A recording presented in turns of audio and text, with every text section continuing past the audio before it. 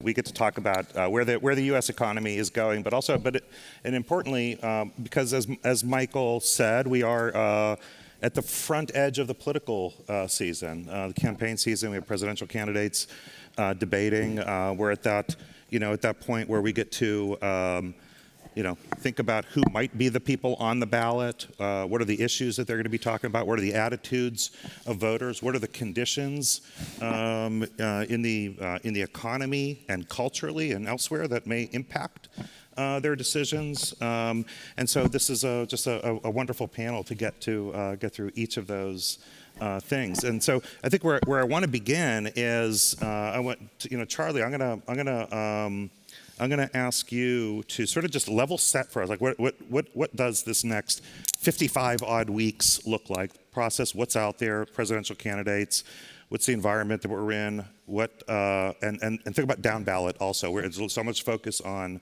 the presidential race, but the House and Senate also. Well, that's a little bit to do here. Sure. Given how weird and wild 2015, 2016 were, I think things now are actually very, very, very stable. And if I had to, just sort of looking at the presidential real quick in terms of the President Trump, I would say there's a 35-40% of the electorate that is absolutely hardcore baked in for him no matter what. The Fifth Avenue, they would, if he shot someone on Fifth Avenue, they'd stick with him. There seems to be about 45 to 50% that are equally adamant the other way. I mean, that they loathe him and would never in a million years vote for him. And that leaves 10 to 20% that's in the middle, that's up for grabs. They don't love him, they don't hate him. They don't love all of his policies. They don't hate all of his policies, and some of that group don't pay a whole lot of attention to things. But it's remarkable. I know we're going to be talking about the economy and the effect of the economy on the election, but the spoiler alert, the old adage that you used to hear about Americans vote their pocketbooks and that the economy was all important, that was really true. It's not true anymore. Mm-hmm. That there was a direct relationship between consumer confidence and a president's job approval ratings from John Kennedy through George W. Bush, and that relationship stopped when Barack Obama became president, and it never restarted.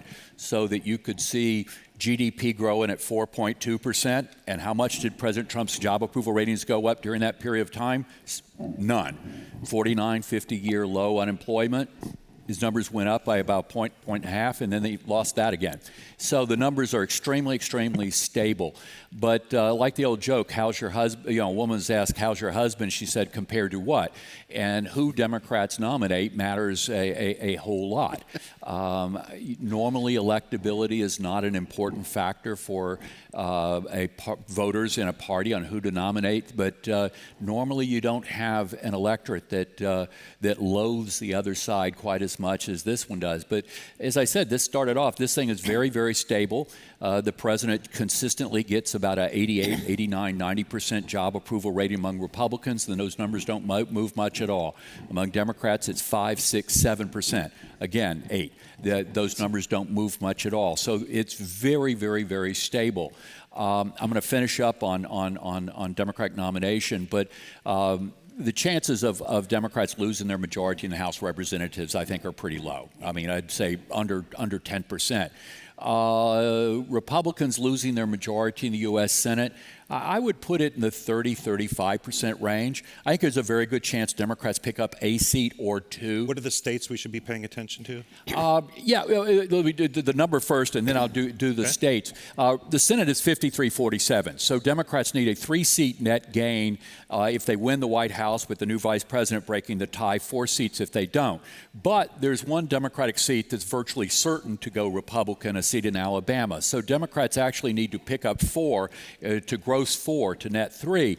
And there are 3 Republican seats that Democrats have a really, really, really, really good shot, I would say favored to win, I think.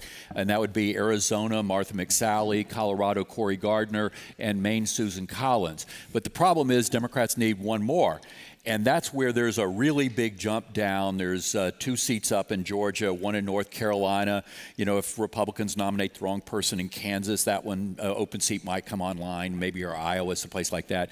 But the odds are much better than 50-50 that Republicans hold on to the Senate. But don't forget the nationalization in our elections, that the 2016 election was the first election since we started electing senators that every single U.S. Senate race was won in 2016 by the same party that was carrying that state in the presidential. Every single one. Never happened before.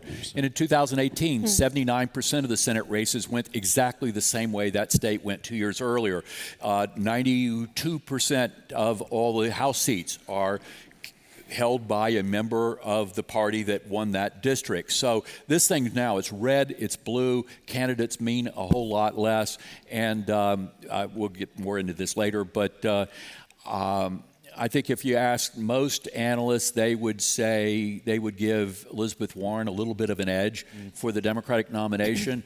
I think she's the most talented Democratic candidate out there. I think she's got the best organized campaign, but I think she's got the toughest road in terms of defending that program and with electability. And so I think I would probably put my money very narrowly on Biden instead of Warren. Maybe we'll dive into some predictions later too in this test them a little bit.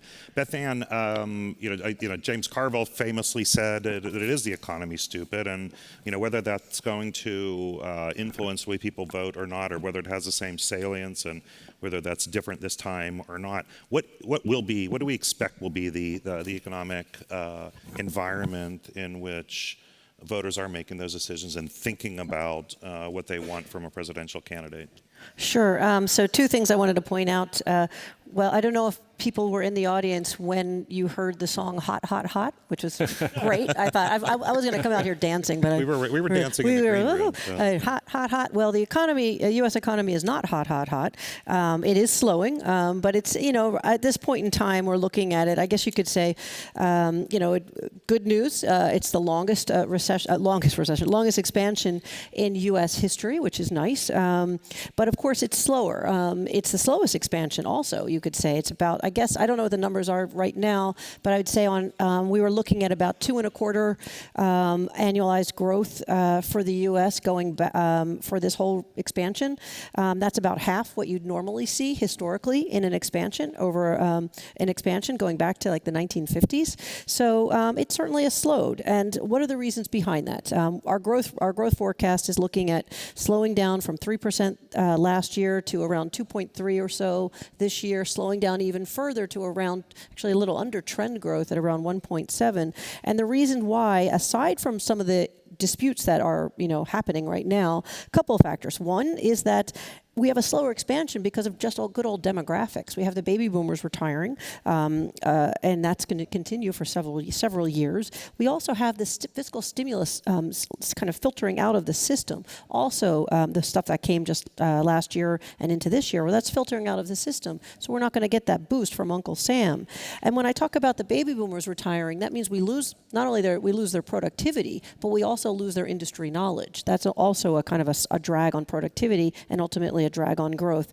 And the other point I would make tied to demographics is also, we're seeing something of a, I guess you could say, a so-called skills gap in the U.S. where We've had, I mean, back in, I guess, during the last presidential election, we had the argument, a lot of people were saying trade was to blame for the slowing economy. Trade was to blame. And we said, well, maybe trade was part of it in terms of lost jobs in the United States, particularly manufacturing. But we thought, trade was a small amount. We thought the largest factor was automation or change in technology. And we saw that basically Mr. Robot got away scot-free at that time. It was all blamed on trade. But that's a factor that explains why businesses, when you look at the jobs numbers, I'll get to those a little bit, but businesses still complain that they can't find the workers they need.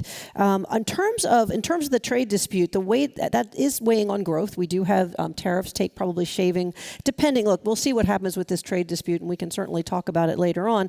But the trade dispute is weighing on growth a bit. The direct cost that's largely tied to the tariffs may be all in, and this includes not just with China, but all the other stuff all put together, probably less than a half a percentage point overall if it lasts for a year. You also have the indirect costs. That's that so-called uncertainty effect, or that kind of crisis of confidence play. That also weighs on growth even more. Now, the measuring that is a little bit harder to see, and we are a bit concerned that we're seeing some of that uncertainty effect playing on business investment. But there, the figures range between, we have a smaller growth fee, or kind of hit to growth, probably around 25, maybe 30 basis points, while as others see, and others who have a lot more economists than we do, the Fed see it as a much more severe hit. But all that said, the trade dispute is weighing on growth. We suspect that manufacturing, if not in a recession, it feels like it's nearing one. And of course, we can't forget about the farmers being hit by this as well. That said, though, the United States is very big, and we're largely domestically driven. I think domestic activity makes up about 85% of overall economic activity, and well, as much as I just heard begrudgingly that the economy doesn't matter for the elections, I do want to say, at least for the domestic economy, it's all about jobs. And the jobs numbers are slowing down, but in a range that's not very, very threatening. We have job gains that are about 150,000, maybe 140,000 on average, on a monthly average for this year. And wages are also climbing a bit higher as well. Nowhere near what you'd want to see, but still at a healthy pace, meaning more room to spend. So I can stop there. I know you had a couple other questions, but I'll leave it to the crowds. Well, I'm going to go to Doug, and Doug, get your assessment, but also on the economy and the economic outlook, and whether that comports with your thinking. But also, and it also, you've spent time on a presidential campaign thinking about. Oh, you had to bring that up. You got my vote, so. But the set of policies that we're seeing out there, that if what candidates are trying to put out there, whether it's on healthcare, tax policy, trade. I do want to get into trade, and whether we spend too much time thinking about trade. But this set of policies, immigration. They're trying to find the candidate. The issue that they think will most animate voters. And so, what do you think about this set of issues, and what's new there? So first on the outlook, I have the same basic outlook. I wouldn't belabor it very much. We're slowing. Household sector is very strong. It's the source of buoyancy in the economy. The only thing I think is interesting that's going on is there's a real chance that we'll see a manufacturing recession during the course of late this year and into the election year, and that's going to be combined with a bad farm economy and weak housing markets, and all of those are issues in the interior of the United States where Trump won. And Charlie just told me it doesn't matter, but I'm still watching it. It's not really as clean as the top line pictures numbers might suggest. In terms of the policies, it's been interesting to watch the evolution. 2007-8, when I was on the McCain campaign, it was a pretty policy-rich set of primaries, policy-rich general election. 2012 was thinner. 2016, the Trump campaign, it was him making it up as he went along, as near as I can tell. I don't know. I mean, people ask me, what's the next set of big economic policy challenges if the president's reelected? And I can't answer that question. And so I think that's an interesting situation because there's sort of a vacuum on one side. What we're seeing on the Democratic side is just sort of a search for sort of something that resonates that isn't healthcare.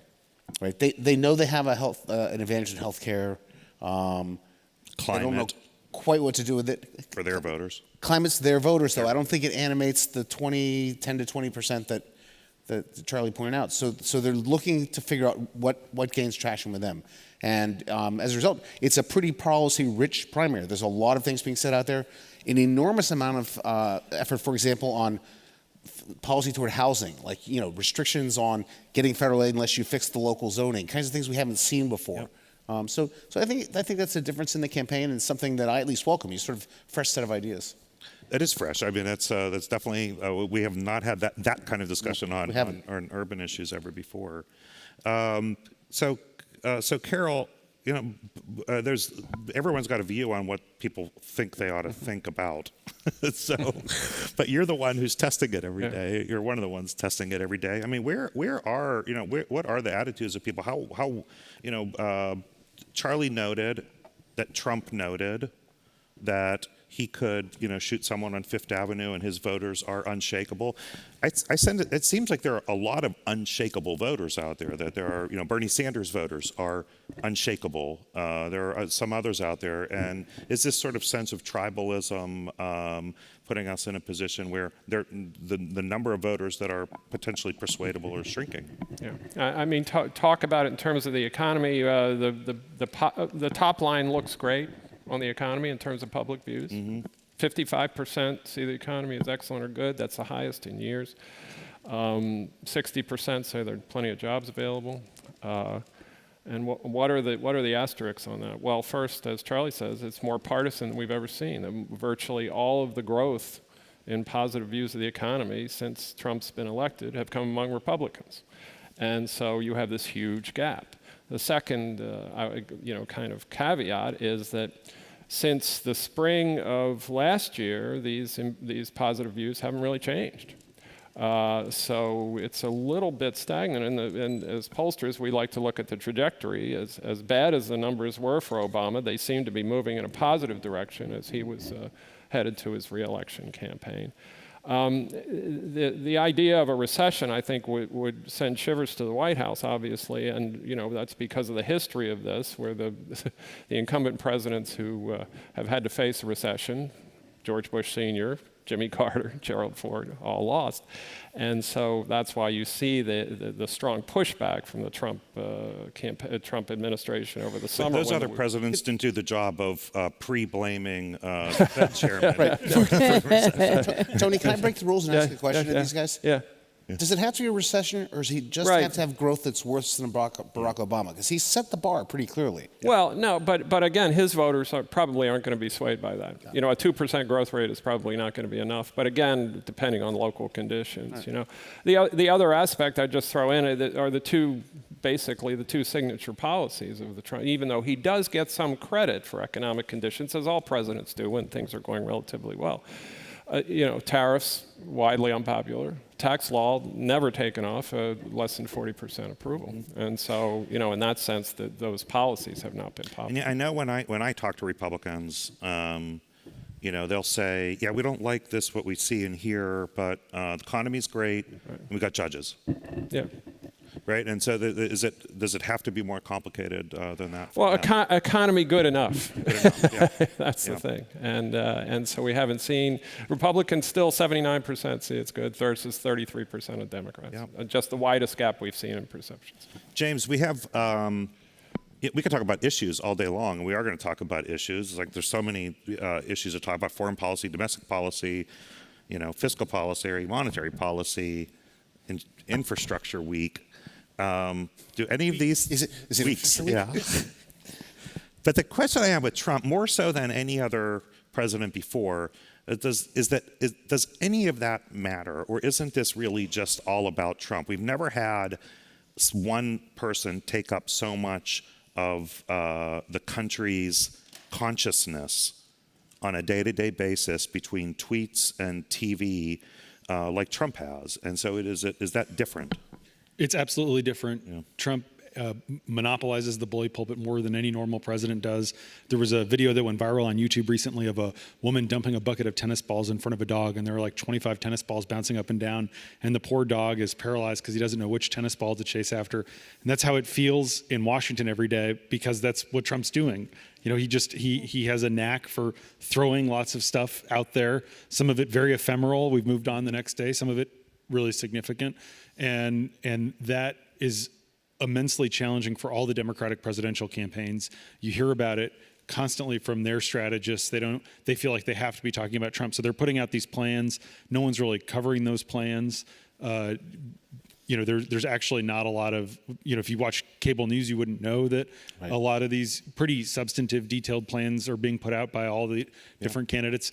Maybe you've heard about the top tier candidates' plans, but there's 20 Democrats who are kind of like putting out papers all the time, and they just can't break through unless they're saying shut down Donald Trump's Twitter account, and then you get some media off that, and so that's created this dynamic where it plays into Trump just dominating the conversation, and Trump's someone who wants people to be talking about him. He clearly, the days where there's a Democratic debate, Trump's live tweeting he's reacting in real time to Democratic debates. That's new. When there's a big Democratic event, he has his own rally to bracket it. Yeah. This is kind of he's not running a Rose Garden strategy campaign. He wants to be out there. He's eager to be fighting with a Democrat. And I think, we've seen that obviously with the Ukraine stuff, what he's doing with trying to go after Joe Biden. And he said at a fundraiser the other day, now I feel like I've taken Biden out. I have to start going after Elizabeth Warren again. So he sees himself as his own, leading driver of his own message. Communications director, commentator in chief, commander in chief, and whatever it is, he has control. We talk about the bully pulpit and having worked in communications in the White House. And you think about meting out the president's words and preserving them for things that are important and where he should weigh in on, and that's gone, right? And Doug made a great point, which is when you talk about what are the big next economic issues, it's hard, you're an expert economist and you can't say, but part of that is because there is no messaging calendar. Right. Like there's not some calendar in the White House that says in 3 weeks we're going to be talking about agriculture policy. It really is, frankly, what Donald Trump sees on Fox and Friends in the morning and decides to react to. And so it's this weird cycle where he actually is in many ways very reactive to the news. And so it means that there's not, it is even just from a coverage planning perspective, it's hard to know what's the big thing we're going to be talking about next week because it's not like the White House you worked in. Which, by the way, some of his, we talked to people at the agencies who say like they have the same problem, right? They were supposed to roll out some policy on Tuesday, and no, Tuesday became dominated by whatever that thing was on Fox and Friends in the morning. Charlie, is it a referendum on Trump? Is this really more of a referendum on Trump more than anything else? I think it's entirely right now. I mean, if it's entirely a referendum, and if it remains a referendum on him as opposed to a choice, I don't see how he could lose. How he could win. That we're talking about historically low job approval ratings, where normally a president comes in and you have a honeymoon, and then your numbers start coming down, and then with events you kind of come up and down. If President Trump were a stock, he would have a very narrow trading range. Mm-hmm. In Gallup, the difference between normally for presidents, between your highest and lowest in first 3 years, about 20, 25 points. In Gallup, it's 11 points. In Fox, it's 10 points. In NBC Wall Street Journal, it's 8 points. There's very, very little volatility there. And his numbers are, actually Gallup just came out yesterday or this morning at 39% approval rating. His approval rating is average since taking office 40. We've never had a president who averaged for his entire time up 40%. Yep. That's just not happened before. So he's got to make it into a choice. And that's why I think if you're Democrats, what you should want is a potted plant. You want a generic someone. It's not about them, it's about him. And that's why I think it matters who Democrats nominate, whether it's a someone that would make it a referendum versus someone that would make it a choice. Yeah, that's been pretty much a sense, right? That generic Democrat probably beats Trump, right? Right, but we're not seeing generic Democrat on the stage. Biden is a generic Democrat, and he's ahead by 10 points. Right now there is not. The president carried 30 states, and Hillary Clinton carried 20. There is not one single state that Hillary Clinton won where Joe Biden is behind. Not one, or even for that matter. and you could find, somewhere between 5 and 10 of President Trump's 30 states where he's behind right now, behind Joe Biden. And even Bernie and Elizabeth Warren right now have leads of anywhere from 5 to 9 points. Actually, Warren 10 points in the Fox News poll. Both Biden and Warren were 50-40. We've never had a president with numbers like that. Yeah. I spend a lot of time on the campaign trail, and what you find is talking to Democratic voters, the number one thing they want is to beat Donald Trump, but they just believe their candidate can defeat Trump. Yeah. So Bernie Sanders supporters think Bernie can get elected because they hate Trump so much that they sort of aren't interacting with people who like him. But there are a lot of the undecided Democrats who really truly care about beating Trump. Right now, they think anyone could if they conclude that some people do. That's not the data. I mean, what I see is that 50%, 53, 54% of Democrats think that Biden would have the best chance, and nobody else has even 20%. The argument that Democratic candidates are making on the stump is that Biden's not going to excite Democratic voters. The same people who stayed home and didn't vote for Hillary Clinton won't come out and vote for Joe Biden. And that's so that. But the point is that electability is a much greater issue at this stage of the nominating contest than it has been in 2016 or 2012 or 2008 even. May I just throw in here, again, I'm not a pollster. I'm a lay person in all this, so I'm just going to ask a question. So my thought was, in terms of, particularly since Hillary Clinton lost the election, well, she won the popular vote, but lost the election in terms of the electorate. A lot of people, Bernie supporters, et cetera, have argued that, well, see, if we had Bernie in, we would have won. Now, that's what you hear, and you hear in the news, et cetera. But my question is, what about the electorate? I mean, is it in any sense for anybody on the who would follow this in terms of where, assuming that the popular vote would go to a Democrat, whether it's a Biden or a Warren or Sanders, what would happen with the electorate? The electoral college. Yeah, electoral college. Sorry. Just one point before Charlie jumps in. The one thing we do know about this electorate is that they're engaged, highly engaged at an early point in the campaign. And we haven't seen numbers like this before. Our numbers go back 30 years. This is the most interest in the presidential campaign in that period. What's a little unusual is it's coming from both sides. Even though you have a contested primary among the Democrats, the Republicans are just as engaged, which is very interesting. Probably not a great sign for Democrats at this point. So go ahead. Republican voters are just more efficiently allocated around the country. Democrats waste a lot of votes running up the score in California and New York. And that's why you could see Democrats win the popular vote by as much as 4 percentage points, more than Hillary Clinton won by 2.1 last What would time. be the absolute numbers of votes? So would you put that range in? It'd be 3 to 4 percentage points. It'd be about 4 million votes. Wow. That Democrats could conceivably win the popular vote and still lose the Electoral College. And so if you looked at the range of outcomes, the best case scenario right now for President Trump would be probably losing the popular vote but eking out an Electoral College win, just like he did last time, where it was 0.06% of the total vote nationwide, 78,000 votes in 3 states. The flip side would be he loses the popular vote by a whole lot and loses the Electoral College by a lower amount, but there's still great inefficiencies in the Democratic vote allocation around the country. Yeah. But something I had to write a note to myself to remind myself, because I keep forgetting to ask that if you have questions, use the app and submit your questions. And we have some questions that have come in that I want to get to. But please send me your questions if you have them. We touched a little bit. I want to dive into this. Both Beth Ann and Doug.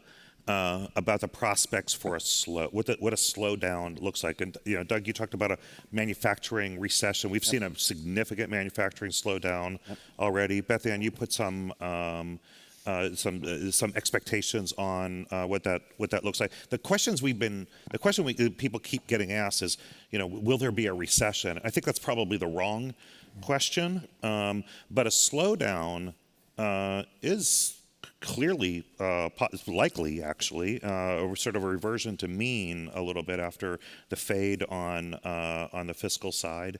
But what does that look like and feel like for generally the economy and maybe even certain sectors? So what we're looking at, we are seeing just in our baseline we see a slowdown going from 3% last year to under 2% next year, and it could slow even further than that. So if say we had a sharper slowdown but not recession, say it went down to maybe 1% or so, where would the hit be in terms of growth? Manufacturing, the sectors you'd find which sectors were in recession and which were not. Manufacturing, as I mentioned, the risk of going into recession is very high. They could very well be in one right now, but it's certainly the risk is very high that they could very well go into one if the trade dispute continues. We have seen some stability in the housing market. We had been worried about the housing market. It looks like we've seen some pickup in housing, which is a positive. But there, I would say, they're getting support from the housing market is getting support from a couple of things. One, jobs and wages are bringing that along. But the other thing that it's getting support from is basically help from mom and dad, and that usually comes from the equity market. The equity market has been incredibly volatile, as everyone here probably knows, and if we started to see the slowdown, probably tied to trade tensions or some other political risk to the economy, kick in further, you could see the equity market get slowed down dramatically. That means less money in mom and dad's pocketbooks to get their kids out of their basement and into a home. So that would suggest that housing would slow down as well further. I would say some other issues that I would look at in terms of this, the service side of things is holding up relatively well, and that's again because of the job scenario that's going on. I would probably the strong jobs environment. I would say what worries me is that you have a very strong. You've seen in terms of the corporate balance sheet, corporate debt is at record highs. Non-financial corporate debt is at record highs as a percentage of GDP. Was a study, something that we do at S&P Global. We look at sort of the financial fragility of some of the indicators in the corporate balance sheet, and we do see some softness there, particularly if you look at profit margins being squeezed as well. If profit margins in corporate balance sheets get squeezed further, well, then does lead to, regardless of maybe the trade dispute or because of the trade dispute, you're going to start to see businesses, not just in manufacturing, start to shed jobs, and that's where we start to see a slowdown going forward. Doug? So I think the key is the household sector. The household sector has been rock solid, averaging between 2.7 and 2.9% year-over-year growth since 2016. You don't get a real recession without having the household sector fall apart. And that seems unlikely. So the most likely scenario is continued slowing, getting down to something that looks like maybe 1.8 or less. And that's why I asked the question: if the economy is running at 1.6, does it matter for the election? I think the president believes he can convince his supporters the economy is great no matter what the numbers are. So, it's going to take a recession to shake that up. The only scenario I think that happens is you get some downdrafts in the corporate sector. That's going to pull things lower. But there has to be a reason why households really get scared. So there has to be a labor market event, a sharp jump in unemployment, wages flatten out, failure to grow, to really shake that up in a significant way. Right. Yeah, good. Beth Ann? I was just going to add one more thing, something that we do, and so I guess I should mention it now. So we do see, in terms of risk of recession, not just a slowdown. The risk of recession we have seen at S&P Global. What we've been watching, it has seemed to have picked up. We do something called, we look at sort of the 10 leading indicators for kind of a momentum, economic momentum in the economy going out about 6 months. And we've been doing that now for about 3 years, I guess you could say, almost 3 years. And what we're seeing now of these 10 leading indicators, let's say 3 are in negative territory, which is not really not a pretty sight. 4 then are in neutral territory, and then 3 are in positive territory. The 3 that are in negative territory, one is the yield curve. Whether you think it doesn't work or not, I would say, well, ignore it at your own risk, because I do think that there's something in there anyway. So that's a negative territory. The banks, one is a bank senior loan officer survey in terms of of tightening of credit, that's also been in negative territory now for 3 quarters. That worries me given what we just talked about in terms of the corporate balance sheet. To put it in perspective, where we were last year, just a year ago, what we saw then was 7 in positive territory and 3 in negative territory. That's why we have a risk of recession at about 30 to 35% at this point in That's time. significant. I'll start with Charlie and Carol on this, but feel free to jump in. I mean, there are certain issues that are related to this. I mean, if Trump indulges his supporters in a lot of ways, I mean, or he asks their indulgence in a lot of ways. He tests their thinking on a lot of things. Something he may not be testing them on is, on their views on things like China. So the test is, we're going to do this trade war. And it does hurt people like farmers. You see stories out there about the people dealing with the consequences of the trade war. At the same time, you hear anecdotally from people that he's out there fighting. For them. I want to think about that. So sort of this sort of issue about China and the fight, and but then also what you see on the Democratic side, Elizabeth Warren and others, is the other kind of bogeyman, which is big corporations, technology, big tech, big banks, the kinds of things that they're attacking on the other side. And are these things that voters are thinking about? Do they think about it that way, or are we overthinking it? Well, I'm going to say something that I'm curious to hear what Carol has to say, is that I'm obviously very bearish. I think the president's facing an enormous challenge getting reelected. Having said that, I don't see any trace that trade, tariffs, China has hurt the president one iota in small town, rural America, farmers. Not happening. I mean, journalists can find the head of the Iowa Pork Producers Association, who will say what you would expect him to say. But this is culture. He is speaking to us. He's speaking for us. The people that hate him are the people that look down on us. This is all culture. And that's why I think if the economy is slowing down some, I think it would hurt him less than it would hurt another president, because that's not what people are voting on. But Carol, are you seeing trade hurting him? It doesn't appear to be. It really doesn't. I mean, we haven't seen much in the way of national attitudes change. As I said, it's been his tariffs have been unpopular. Republicans seem to be sticking with him, like they do with most policies. And as you say, there's anecdotal evidence that some people are being hurt in key states. But then you get just as many comments, and James could probably speak to this, is that you say, well, let's ride it out. Let's stick with him. I trust the president. He'll make a good deal. He's got my back. I think there's a difference between China and the rest. Yeah. On a bipartisan basis, people don't like China. No one takes on the president in his conduct of the China policy. But the moment he threatened tariffs on Mexico, he got a letter from Senate Republicans, and he got a lot of pushback across the board. So there's a difference. It depends European which tariffs piece. as well. And that would be that way if he did that. Yeah.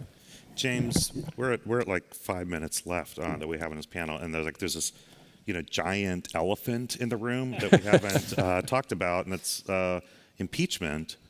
And I'd love to get your thoughts on impeachment and impeachment process, and how this you think is going to play out, but also not just on how it reflects on Trump, but also something that I saw today that I hadn't thought about was the fact that if there's a trial in the Senate, you got like half the Democratic field who has to sit there every day for 5 or 6 weeks, sitting in and watching a trial, not out on the campaign, not on the trail campaigning. Right before Iowa, too. Right before Iowa, yeah. So anyone who kind of tells you they know exactly how it's going to play out really doesn't know. It's not totally predictable. I think because there's so much tribalism and so much is baked into the cake, we can sort of guess that the stability that we've seen will largely remain, and there's not going to be erratic swings. Even with all the revelations of the last few weeks, there's not really any indication that it's moving attitudes or turning people who've supported the president against him.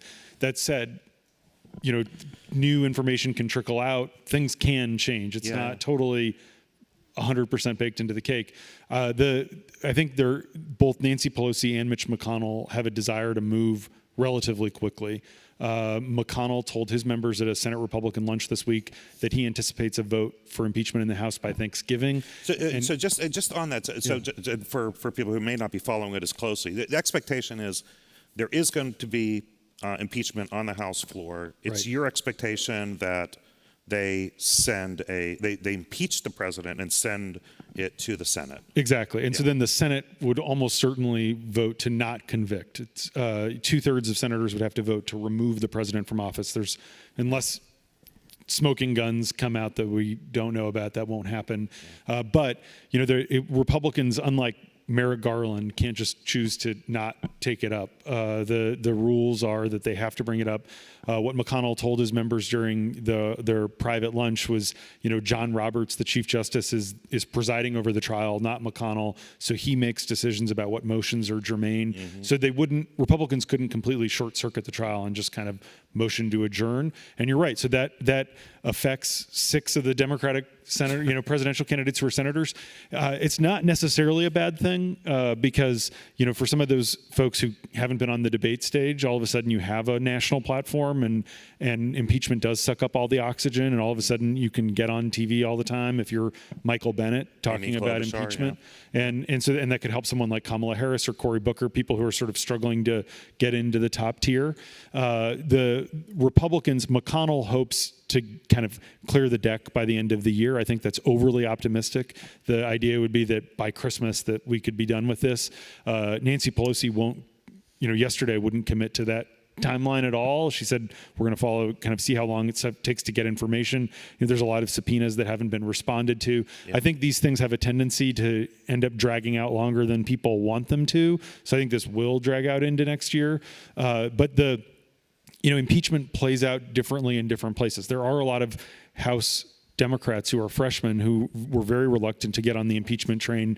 Now they are. They're in districts where Donald Trump is almost certain to carry their district in 2020 when they're on the ballot. Maybe that won't cost them their seat, but they're not. This isn't a comfortable thing for them. And so the challenge is bringing it back to pocketbook issues, trying not to seem like you're distracted. I'm actually at 7 o'clock tonight. I'm flying to Kentucky. I'm spending tomorrow with the Republican governor of Kentucky, who is super unpopular, Matt Bevin, but he may get reelected narrowly because of impeachment. Interesting. And in a state like Kentucky, Trump's going to go there for a rally next week. Impeachment's very unpopular. The Republican governor in a governor's race that has nothing to do with impeachment has begun talking incessantly about impeachment. And so that, I think, is a reflection of how it doesn't necessarily play out in the obvious ways. And so while our campaigns have become so nationalized, I think impeachment could end up benefiting Republicans in some places and hurting them quite a lot in others. Someone like Susan Collins could lose her seat because of impeachment in Maine. It's crazy. Doug? I mean, I'm not an expert in this, but it looks to me like the White House wants to vote. Yeah. And so they're the ones pushing To put them on the spot. The Speaker would like to continue the inquiry without taking a vote, like to have it both ways, have impeachment proceedings but no impeachment votes. And the Senate would wish they would both went away. That's right. But I think the White House is pushing the agenda. Let's get a vote. Let's get a vote. Yeah, I mean they're not going to be able to avoid a vote forever. Eventually, Nope. there will be a vote, and they are going to have to be on the record on that. The one big economic issue that is hanging out there is the USMCA. Do you think that's able to get done in that environment? In this environment, with the time they have? I think the answer is yes. By no means easily, just because time's getting used up, and it's hard to get things going. But there's a remarkable goodwill toward Robert Lighthizer on the Democratic side, and there's been an enormous push by the business community across the board, and there's people like Trumka and the unions are not saying no; they're saying we're working on what we need. So there's every bit of evidence that they're quietly trying to get to something where the answer is yes. Is there anybody think differently about whether he gets convicted in the Senate? No. No, it seems. Hard. Well, I don't think that Nancy Pelosi has had a road to Damascus moment. I think 6 months ago, she thought it was a terrible idea. I think she still thinks it's a terrible idea. But it might be a terrible idea whose time has come, that she just can't stop can't avoid it. She can't stop her conference. But Well, our time has come too, unfortunately. And lucky for you guys, because I was going to have you make predictions on this. But you get to avoid predictions now. But thank you all, everyone. Thank you for your questions that you texted. And thank you to the panel. Really excellent. Appreciate it. Thank you. Yep.